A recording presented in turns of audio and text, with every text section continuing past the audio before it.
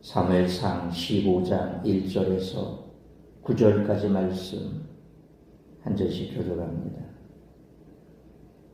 사무엘이 사울에게 이르되 여호와께서 나를 보내어 왕에게 기름을 부어 그의 백성 이스라엘 위에 왕으로 삼으셨은즉 이제 왕은 여호와의 말씀을 들으소서. 만군의 여호와께서 이같이 말씀하시기를 아말렉이 이스라엘에게 행한 일을 보고 애굽에서 나올 때에 길에서 지금까지 내가 그들을 멀리하리라.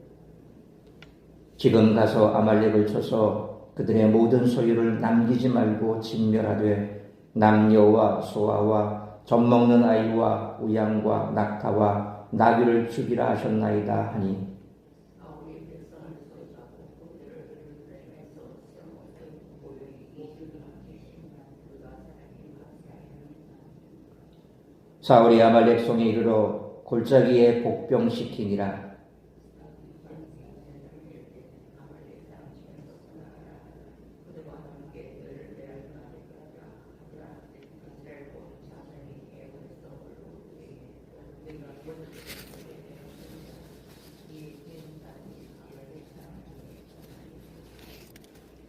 사울이 하빌라에서부터 애굽 앞 술에 이르기까지 아말렉 사람을 치고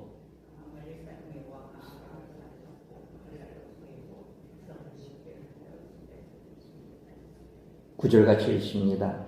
사울과 백성이 아각과 그의 양과 소의 가장 좋은 것 또는 기름진 것과 어린 양과 모든 좋은 것을 남기고 진멸하기를 즐겨하고 가치 없고 하찮은 것은 진멸하니라. 아멘. 오늘 본문은 사울의 두 번째 실수를 전합니다. 여기서 사울이 거룩한 전쟁에서 승리한 뒤 하나님의 진멸 명령을 어기고 전리품에 욕심을 내는 모습을 볼 수 있습니다. 욕심은 가치관의 문제입니다. 그 가치관이란 가시적이지만 유한한 세상의 가치를 우선하는 태도에서 비롯합니다. 사울은 아말렉의 왕을 죽이지 않고 생포했습니다. 적군의 왕을 전시함으로 자신의 권력 확보를 극대화할 수 있으리라는 생각 때문이었을 것입니다. 사울은 자신을 왕으로 선택하여 기름 부어주신 분이 하나님이심을 알고 있었지만 당장 눈에 보이는 권력을 좀 더 누리려는 욕심에 그분의 명령을 어겼습니다. 그도 그럴 것이 이 일에는 군사들도 함께해서 그들 앞에서 사울이 자신의 권위를 내보이기에 좋은 기회였을 것입니다. 또 사울은 가축들 가운데 가장 좋은 것들을 진멸하고 싶어 하지 않았습니다. 분명히 하나님은 아무것도 남겨두지 말라고 명령하셨는데 사울은 그 명령을 대놓고 어기며 그것들을 남겨두었습니다. 그 대신 아무 쓸모없는 것들만 진멸했습니다. 이것은 사울이 세속적인 부를 축적하려는 욕심을 부린 것으로 볼 수 있습니다. 하나님의 시험은 하나님의 통치권을 그런 것들보다 먼저 인정하라는 것이었는데 사울은 이에 실패했습니다. 하나님 나라의 무한한 가치는 세속적이고 가시적인 가치들을 버릴 때 비로소 눈에 들어온다는 것입니다. 사울왕은 암몬의 침공을 물리침으로써 얻은 권위를 피상적인 신앙 때문에 조금씩 까먹고 있었습니다. 그는 13장 13절로 14절 말씀처럼 직접 제사를 드림으로써 그의 왕조가 이어지지 않으라는 예언을 들었고 14장 45절 말씀처럼 무모한 종교적 열정 때문에 백성으로부터 신망을 잃었습니다. 그런 사울이 결정적으로 하나님께 버림받은 계기는 바로 하나님의 말씀에 불순종하고 자기 욕심을 채운 오늘 본문의 사건 때문이었습니다. 따라서 이와 같은 오늘 본문의 말씀을 통해서 우리들이 깨달아야 할 것은 첫째로 1절로 3절 말씀처럼 말씀을 묵상하고 지켜 행함으로 하나님과의 관계를 회복할 기회를 얻어야 한다는 것입니다. 사울의 실패와 관련한 새로운 얘기가 시작됩니다. 사울은 1절 말씀처럼 사울을 찾아가 하나님의 말씀을 전하며 자기가 하나님의 도구로서 사울을 왕으로 세울 때 쓰임을 받았음을 상기시킵니다. 이는 사울이 이를 하나님의 준엄한 명령으로 받아들이고 절대 사적인 충고나 가벼운 조언으로 착각하지 않도록 하기 위함이었습니다. 2절 말씀처럼 사무엘은 당시 예언의 전형적인 표현인 만군의 여호와께서 이같이 말씀하셨다라는 선언을 통해 하나님의 명령이라는 것을 전합니다. 그것은 아말렉을 벌하라는 내용이었습니다. 출애굽기 17장 8절로 16절 그리고 신명기 25장 17절로 18절 말씀처럼 과거 이스라엘이 출애굽할 때 아말렉은 비겁하게도 대부분 노약자와 여성으로 구성되어 있던 이스라엘 행군의 뒷부분을 노략했습니다. 이 하나님께서는 신명기 25장 19절 말씀처럼 모세를 통해 이스라엘에게 천하에서 아말렉에 대한 기억을 지워버리라고 명령하셨는데 사무엘은 3절 말씀처럼 사울에게 이 명령을 수행하라고 말한 것입니다. 다시 말해서 이스라엘의 역사 가운데 마땅히 했어야 할 일이지만 미처 실천되지 못했던 사명을 감당하라는 그런 명령입니다. 만약 사울이 이를 온전히 감당한다면 소원해줬던 하나님과의 관계가 회복되었을 수도 있다는 거죠. 때로 우리도 이처럼 하나님께서 우리에게 뭔가 기회를 주실 때는 과거에 우리가 씻어야 될 그 문제에 대해서 해결하라고 기회를 주시는 거죠. 그런데 결국 사람의 욕심이라는 것은 참 그것을 뛰어넘기가 어렵습니다. 기회가 주어져도 과거에 씻을 만한 하나님과의 관계가 그것 때문에 깨어졌다면 그 깨어진 관계를 다시 회복할 수 있는 기회를 주지만 때로 사람들은 그 기회를 못 잡을 경우가 참 많습니다. 그건 바로 우리의 습관, 또 늘 해왔던 방식, 그런 고정관념, 그런 것들이 우리를 발목 잡을 때가 있습니다. 믿음이라는 것은 그걸 뛰어넘어야 되는데 참 그걸 뛰어넘기가 어렵죠. 오늘 사울의 모습이 바로 그런 겁니다. 과거의 역사 속에서 있었던 해결해야 될 그 문제, 그걸 하나님이 던져주시면서 과연 네가 그걸 할 수 있을까? 하면 하나님과의 관계가 회복되는 기회가 된다는 거죠. 그러므로 죄나 허물로 인해 하나님과의 관계가 소원해졌을 때 말씀을 묵상하고 그 가운데 기록된 대로 지켜 행함으로써 관계를 회복할 기회를 얻을 수 있는 우리 모두가 되시기를 축원합니다. 두 번째로 4절로 9절 말씀처럼 하나님과의 관계를 회복할 기회가 주어질 때 돌이켜야 한다는 것입니다. 사울은 하나님의 말씀에 즉시 행동합니다. 4절 말씀처럼 백성을 소집하여 그 수를 셌는데 이는 민수기에서 이스라엘이 가나안을 침범할 때 그 수를 센 장면을 연상시킵니다. 그러니까 마치 이스라엘이 가나안 족속을 진멸할 때와 같이 하나님의 전쟁을 준비한 것입니다. 또 5절로 6절 말씀처럼 아말렉을 치기 위해 복병시킨 후에는 겐 사람들에게 아말렉을 떠나라고 합니다. 겐 사람은 모세의 장인 이드로가 속한 그 민족으로 이스라엘이 출애굽할 때 친절을 베풀었던 그런 민족입니다. 그러니까 그들에게 과거의 역사를 돌이켜 호의를 베푼 거죠. 창세기 12장 3절 말씀처럼 하나님의 백성을 축복하는 자는 복을 받고 저주하는 자는 저주를 당한다는 하나님의 언약의 원칙을 그대로 반영해 순종한 것입니다.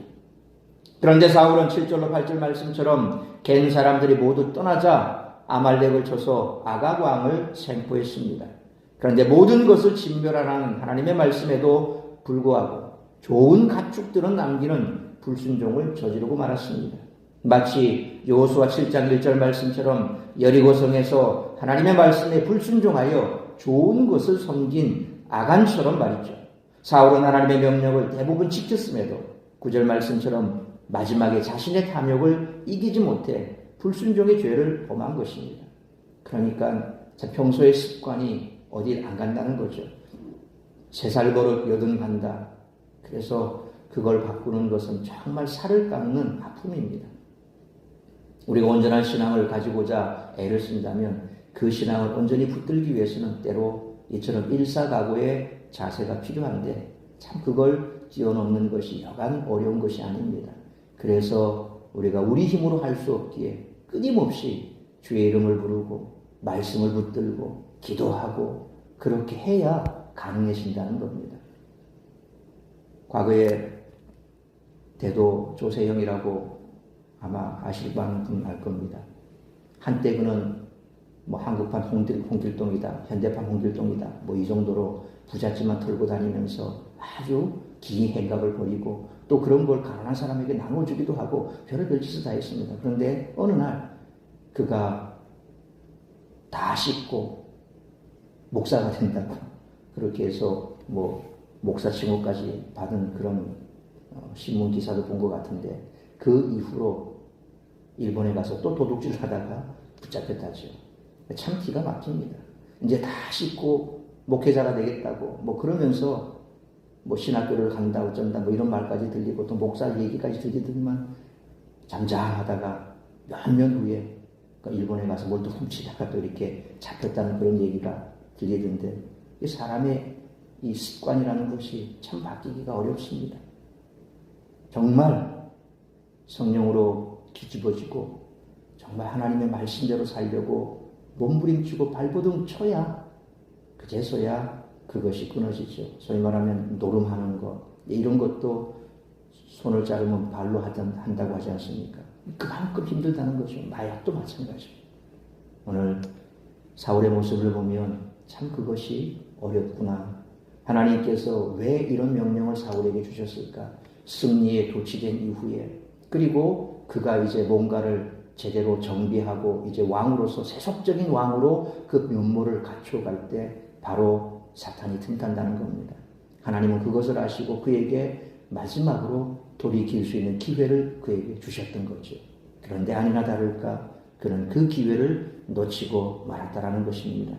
하나님께서 그에게 이와 같은 기회를 주었을 때 그걸 잡아야 되는데 결국 불순종하고 여전히 그가 가지고 있는 탐욕을 이기지 못하고 사울은 그만 하나님으로부터 영원히 버려질 최악의 선택을 하고 말았던 것입니다.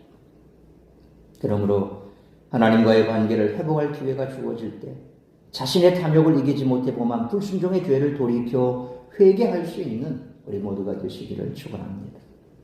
사랑하는 성도 여러분, 우리는 때로 예배드리기를 꺼리고 기도를 소홀히 합니다. 하지만 여전히 하나님은 언제나 우리와 관계를 회복하기 위한 가장 적절한 길을 제시해 주십니다. 그러나 하나님의 말씀을 알고 있음에도 불구하고 그에 불순종하며 이기적인 탐욕을 추구한다면 하나님과의 관계는 이전보다 더 깊은 골이 생길 수밖에 없습니다. 말씀은 큰 은혜이지만 그 은혜를 저버리면 더 큰 징계가 주어지게 마련임을 기억해야 할 것입니다. 그러므로 죄나 허물로 인해 하나님과의 관계가 소원해졌을 때 말씀을 묵상하고 그 가운데 기록된 대로 지켜 행함으로써 관계를 회복할 기회를 얻을 수 있어야 하고 하나님과의 관계를 회복할 기회가 주어질 때 자신의 탐욕을 이기지 못해 범한 불순종의 죄를 돌이켜 회개할 수 있는 우리 모두가 되시기를 주님의 이름으로 축원합니다. 기도하겠습니다. 걸어가신 아버지 하나님, 은혜와 사랑을 감사합니다.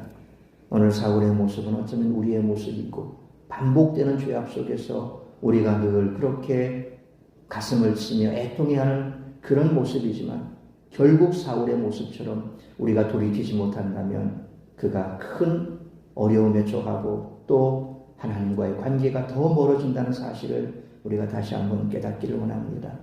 예수 그리스도로 말미암아 구원받아 새 사람이 되었지만 여전히 우리의 발목을 잡는 우리의 죄악된 길이 있습니다.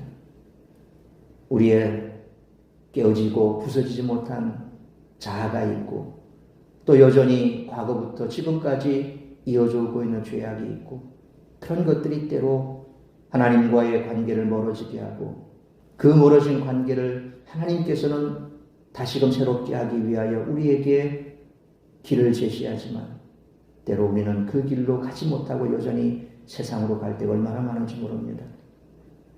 오늘 이 아침 다시 한번 이 말씀 가슴에 새기며 하나님께서 우리와의 관계를 새롭게 하기 위하여 우리에게 기회를 주어질 때 말씀대로 순종하여 돌이켜 회개함으로 하나님과의 관계가 회복이 되고 다시금 그와 같은 죄에 머무르지 않는 변화된 삶을 살아가기로 결단하는 복된 시간 될 수 있기를 원합니다. 우리 사랑하는 성도들 이처럼 어디에 있든지 무엇을 하든지 늘 하나님의 말씀에 창념하고 또 기도와 말씀 가운데 깨어서 말씀대로 지켜 준행함으로 하나님께서 예비하신 축복을 받아 누리는 복된 삶을 살아가되 죄악 가운데 허덕이며 그 죄로 말미암아 날마다 반복되는 죄로 자신의 믿음이 더욱더 하나님과의 관계가 돈독해지는 것이 아니라 멀어지는 그와 같은 일이 생기지 아니하도록 성령으로 충만케 하시고 붙들어 주시고 날마다 말씀을 상고할 수 있도록 은총 내려 주옵소서.